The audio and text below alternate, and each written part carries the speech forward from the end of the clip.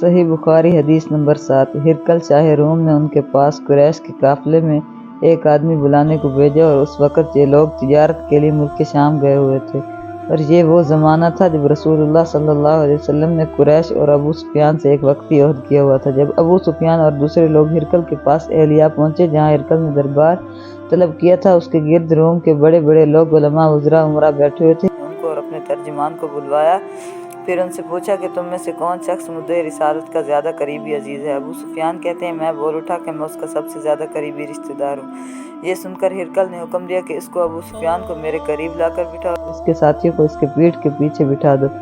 پھر اپنے ترجمان سے کہا کہ ان لوگوں سے کہہ دو کہ میں ابو سفیان سے اس شخص کے حالات پوچھتا ہوں، اگر یہ مجھ سے کسی بات میں جھوٹ بول دے تو تم اس کا جھوٹ ظاہر کر دینا۔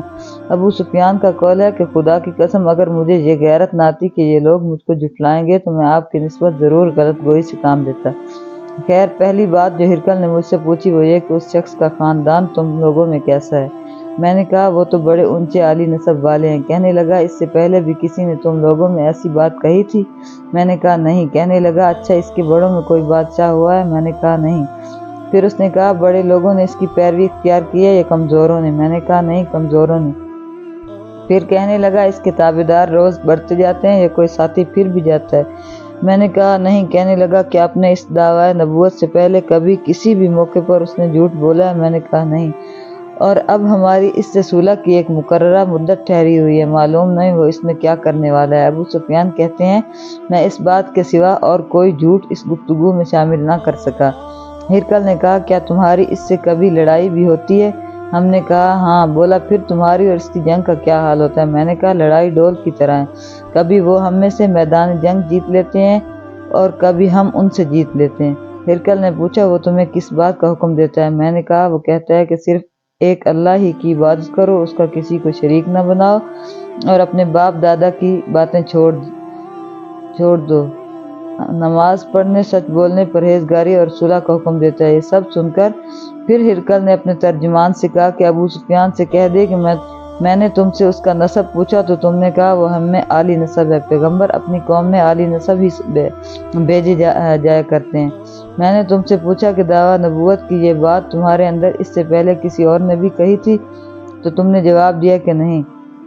تب میں نے اپنے دل میں کہا کہ اگر یہ بات اس سے پہلے کسی نے کہی ہوتی تو میں سمجھتا کہ اس شخص نے بھی اسی بات کی تقلید کی ہے جو پہلے کہی جا چکی۔ میں نے تم سے پوچھا کہ اس کے بڑوں میں کوئی بادشاہ بھی گزرا ہے؟ تم نے کہا کہ نہیں۔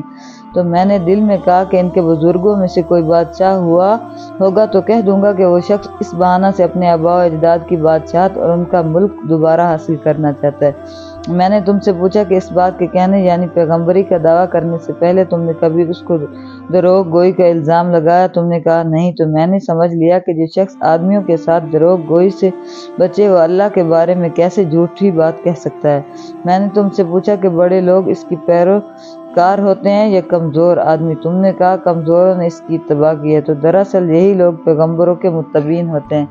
میں نے کہا تم سے پوچھا کہ اس کے ساتھی بڑھ رہے ہیں یا کم ہو رہے ہیں؟ تم نے کہا کہ وہ بڑھ رہے ہیں، اور ایمان کی کیفیت یہی ہوتی ہے حتیٰ کہ وہ کامل ہو جاتا ہے۔ اور میں نے تم سے پوچھا کہ آیا کوئی شخص اس کے دین سے ناخوش ہو کر مرتد بھی ہو جاتا ہے؟ تم نے کہا نہیں۔ تو ایمان کی خاصیت بھی یہی ہے، جن کے دلوں میں اس کی مسرت رچ بس جائے وہ اس سے لوٹا نہیں کرتے۔ میں نے تم سے پوچھا کہ آیا وہ کبھی عہد شکنی کرتے ہیں؟ تم نے کہا نہیں۔ پیغمبروں کا یہی حال ہوتا ہے، وہ عہد کی خلاف ورزی نہیں کرتے۔ میں نے تم سے کہا وہ تم میں سے کس چیز کے لیے کہتے ہیں؟ تم نے کہا کہ وہ ہمیں حکم دیتے ہیں کہ اللہ کی عبادت کرو، اس کے ساتھ کسی کو شریک نہ ٹھہراؤ، اور تمہیں بتوں کی پرستش سے روکتے ہیں، سچ بولنے اور پرہیزگاری کا حکم دیتے ہیں۔ لہٰذا اگر یہ باتیں جو تم کہہ رہے ہو سچ ہیں تو عنقریب وہ اس جگہ کا مالک ہو جائے گا کہ جہاں میرے یہ دونوں پاؤں ہیں۔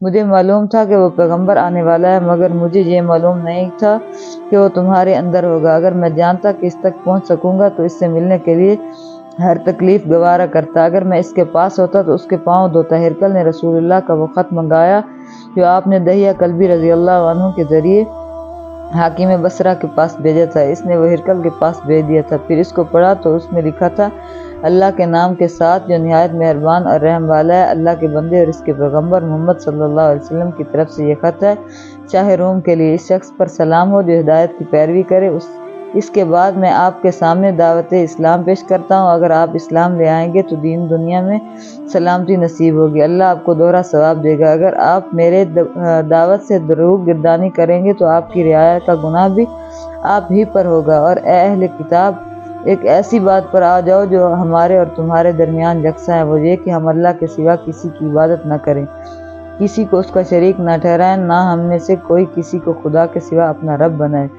پھر اگر وہ اہل کتاب اس بات سے منہ پھیر لیں تو مسلمانوں، تم ان سے کہہ دو کہ تم مانو یا نہ مانو، ہم تو ایک خدا کی اطاعت گزار ہیں۔ ابو سفیان کہتے ہیں، جب ہرقل نے جو کچھ کہنا تھا کہہ دیا اور خط پڑھ کر فارغ ہوا تو اس کے ارد گرد بہت شور و غوغا ہوا، بہت سی آوازیں اٹھی، ہمیں باہر نکال دیا گیا۔ تب میں نے اپنے ساتھیوں سے کہا کہ ابو کبشہ کے بیٹے یعنی آپ صلی اللہ علیہ وسلم کا معاملہ تو بہت بڑھ گیا، دیکھو تو اس سے بنی اسفر روم کا بادشاہ بھی ڈرتا ہے۔ مجھے اس وقت سے اس بات کا یقین ہو گیا کہ حضور صلی اللہ علیہ وسلم عنقریب غالب ہو کر رہیں گے، حتیٰ کہ اللہ نے مجھے مسلمان کر دیا۔ راوی کا بیان ہے کہ ابن ناطور ایلیا کا حاکم ہرقل کا مصاحب اور شام کے نصارہ کا لاٹ پادری بیان کرتا تھا کہ ہرقل جب ایلیا آیا ایک دن صبح کو پریشان اٹھا تو اس کے درباریوں نے دریافت کیا کہ آج ہم آپ کی حالت بدلی ہوئی پاتے ہیں، کیا وجہ ہے؟ ابن ناطور کا بیان ہے کہ ہرقل نجومی تھا، علم نجوم میں وہ پوری مہارت رکھتا تھا۔ اس نے اپنے ہم نشینوں کو بتایا کہ میں نے آج رات ستاروں پر نظر ڈالی تو دیکھا کہ ختنہ کرنے والوں کا بادشاہ ہمارے ملک پر غالب آ گیا۔ بھلا اس زمانے میں کون لوگ ختنہ کرتے ہیں؟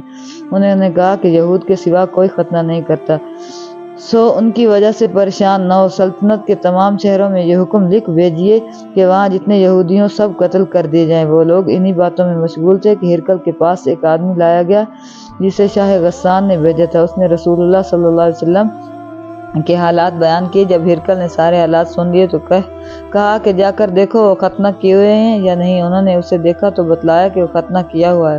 ہرقل نے جب اس شخص سے عرب کے بارے میں پوچھا تو اس نے بتلایا کہ وہ ختنہ کرتے ہیں۔ تب ہرقل نے کہا، یہی محمد صلی اللہ علیہ وسلم اس امت کے بادشاہ ہیں جو پیدا ہو چکے ہیں۔ پھر اس نے اپنے ایک دوست کو رومیہ خط لکھا اور وہ بھی علم نجوم میں ہرقل کی طرح ماہر تھا۔ پھر وہاں سے ہرقل حمص چلا گیا، ابھی حمص سے نکلا نہیں تھا کہ اس کے دوست کا خط اس کے جواب میں آ گیا۔